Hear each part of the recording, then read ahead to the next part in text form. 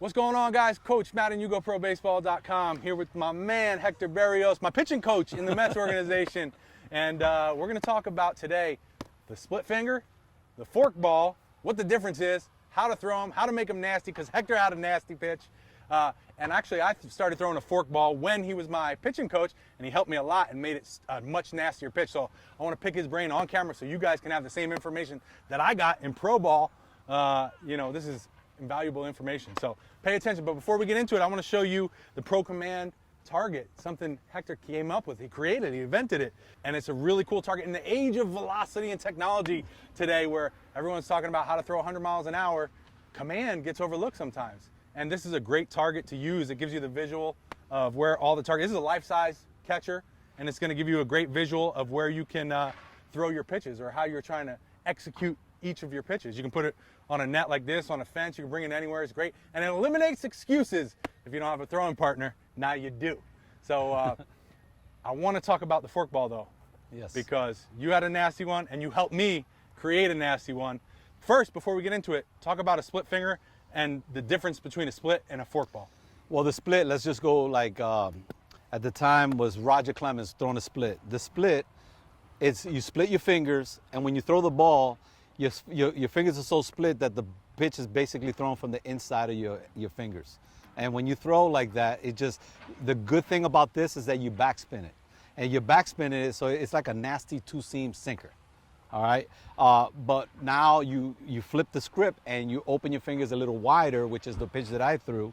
And this was a pitch that was really, really popular in the 80s.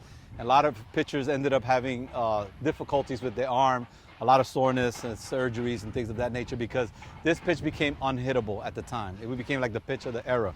But the key was, for me, to split my fingers. I wanted to feel like the web here was as stretched out as it possibly could.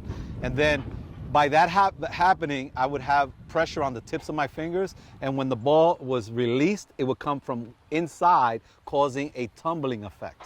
So you wouldn't have much back spin. Actually, the spin was going on a downward action, but it was more like a butterfly effect. So the wind, the breeze, whatever you want to call it, is hitting it on all sides of the ball, and that's why it dances and the bottom drops out of it. It became unhittable. I can share a little story about why I started throwing it. Please do. I couldn't throw a changeup to save my life at that point in time when I was in the lower minor leagues. And I had a friend, a partner by the name of Ron Ridenauer. He played in the Brewer organization, got to the big leagues after that. But he threw a split, and I caught it, and it was like, whoa, that ball almost hit me in the chest if I didn't catch it. So he taught me how to throw it, which is split the fingers and do that. I did exactly the same thing. He did exactly what I did when I caught the ball. And I said to myself, the first time I get a head on a right-handed hitter, if I pitch tonight, I'm throwing this pitch. And sure enough, I did. The batter buckled. I threw it again. He struck out. I ended up leading my team in strikeouts that year, 93 and 87 innings. That's so funny yeah. You say that. That's the same way it happened to me as a righty, and I couldn't throw a good changeup. I threw a Vulcan for a little while, which is like, splitting the middle and the ring finger. Not as much as a forkball, but kind of right here. But even then, that wasn't a great pitch for me. It was hard to control. But when I moved to the forkball and started playing with it, I was like, oh, this is nasty. Yeah. And I said, as a righty, the first lefty I get in the game, I'm going to throw it to it. And the first pitch I threw it was in a game, 0-2 for a strikeout. And I was like, oh, this is amazing. And then just so happened, that was at the end of the year when I was in the Padres organization. The next year, I got Rule 5'd over to the Mets. And that's when I met you, so it was still a brand new pitch. And then that's when you helped me. One of the biggest things that you taught me about the forkball was I would get on the side of it sometimes, and it would almost have like a loose slider or slurve. And it had a little bit of knuckle, but it was going glove side, down and glove side. And Hector, you told me to think about going straight through the target, straight through it. And that really helped me stay behind it and get that knuckle dance and downward, which really messed up lefties. Well, the thing that starts to happen is that you pronate without realizing it. Obviously, you were coming around the pronation, and once you get on top of it and pronate, now your hand gets into its proper release action, and then the ball starts to do what it's supposed to do. So getting back here, when you throw the split, my goal, and the thing that I shared with him that worked for me as well, was I'm trying to throw it right to that glove. I'm trying to throw it right to that glove, because if I throw it to the glove, without realizing, the big term now is tunneling your pitches. I started to tunnel my split versus coming around it. If you come around it and my fastballs here, I have two different spots that the hitter can pick up. Curveball, fastball, split, right in the same spot. So now the ball comes out of my hand, it did tumble, but they're just swinging at your action, your arm speed, the way you didn't slow your body down. You threw it, they saw fastball, they're committed to that fastball. By the time it gets here, it just does that. They swing up here and the bottom drops out of this ball.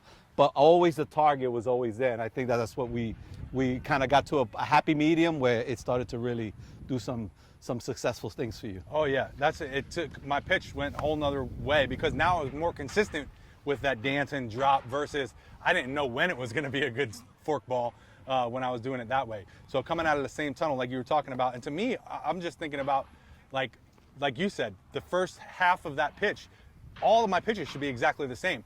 I was a sinker slider guy and I came out of that same tunnel with those two pitches, but for some reason on that forkball, I kind of came out and around a little bit more. So I wasn't in that tunnel, but when you brought me back through it, that's when I started getting that drop. So now I had three pitches out of that same tunnel, one here, and one here. And then that just made me a lot more successful, especially the lefties. As a righty, I had trouble with lefties, but when I mastered that pitch, lefties became a lot easier for me. And it sounds like you used your forkball more with righties, is that righties? Yeah, true? I didn't hardly use, I didn't need to because my curveball, again, we talked about early in the other video that I can spot it in different places. So now I had in and out to work with my breaking ball, but now I had something that went away from the right-handed hitter. If not, I just have breaking balls that come in, and that's perfect because their heat maps usually middle of the plate and in. That's where they do damage to this part of the area. So they don't really do much this way. Very few hitters do it, and you can see with the shift going on, they're leaving that whole side of the defense alignment, open for them just to hit it deep in the zone and drive it that way, but they're not concerned with that. They still want to hit home runs. Let me ask you this about the intensity of the pitch. Are you max effort like a fastball? If you're trying to throw your fastest fastball, is that the same way you're throwing your forkball? Do you take it a little bit off? How was that? It just became that I had that feel of my fastball. So everything was off my fastball. I didn't want to slow anything or speed anything up. I just want to throw it the same intensity of my fastball, whether it's a curveball. So when they see that arm coming through the release point, they see the same exact motion. The only thing that happened is as the ball neared the plate, getting to that about 10 foot in front of the plate is where now they have to fend with that pitch, and they don't know which way it's going, in, out, up, down. Now, it's a difficult thing to do. We didn't talk about this in the last couple grip videos. We talked about your fastballs, your two different versions of the two seams and how it transformed. I'll leave links down below where you could check out those videos too. We talked about your breaking ball, but in those videos we didn't talk about how you coach guys to throw different pitches. Like if you get a guy who you're like, okay, this could be a good pitch for you, like what process are you taking him through? Are you playing more flat ground catch with it? Are you trying to get him to feel it off of the mound? Is everybody different? I don't know. What do you got on that? Well, I like to, I could take Sisto Sanchez. I was his first pitching coach when he came over to the Phillies when we first signed him, and he couldn't throw that breaking ball, his curveball. So we would just go it was, extend to me, reach, get the finger pressure right, and all I want you to do is just hit my chest with it so they could feel the curveball and the location of it. And then after that, we could add the snapdragon to it.